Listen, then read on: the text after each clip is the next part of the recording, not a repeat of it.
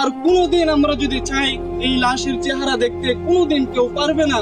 এজন্য আপনাদেরকে বলে যাই, আমাদের দাদা ছিল, আজকে আমাদের দাদা দুনিয়াতে নাই।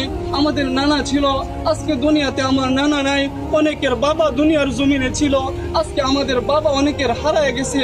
এজন্য আপনাদেরকে আমি এই জানাজা থেকে একটা মেসেজ দিয়ে যেতে চাই। যারা আজকে মনে করতেছেন যে দুনিয়ায় আমার জন্য আসল, এ দুনিয়ায় আমার, এ দুনিয়ায় আমার, আল্লাহ তাআলা বলতেছেন আমাল হায়াতুদ দুনিয়া ইল্লা মাতাউল গুরুর, যে দুনিয়াটা হচ্ছে একটা ধোঁকা, এ দুনিয়ার সব কিছুই ধ্বংস হয়ে যাবে। আমাল হায়াতুদ দুনিয়া ইল্লা মাতাউল গুরুর, যে দুনিয়াটা ধোঁকা। আজকে তোমার স্ত্রী, সন্তান, আত্মীয় স্বজন এরা সবাই ধোঁকা।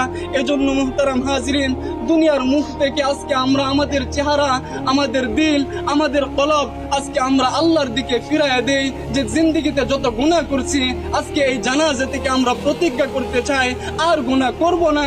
যেই কবরে আমাকে যেতে হবে, সেই অকবরে আমাকে একা থাকতে হবে, আর গুনাহ করব না। এই প্রতিজ্ঞা করে যদি আমরা এই জানাজা থেকে যেতে পারি, ইনশাআল্লাহ এই জানাজা আমাদের জন্য সফলতা বয়ে আনবে। সুবহানাল্লাহ। কথা আর লম্বা করার কোনো প্রয়োজন নেই। অনেকেই আত্মীয় স্বজন আছে, তারা কথা বলবেন। এই জানাজাই হচ্ছে আমাদের জন্য সবচাইতে বড় সবক, কথা ঠিক না? আল্লাহ তাআলা আমাদেরকে যে কথাগুলো বলছি সকলকে বোঝার তৌফিক দান করুক। সকল বলে আমিন। আসসালামু আলাইকুম।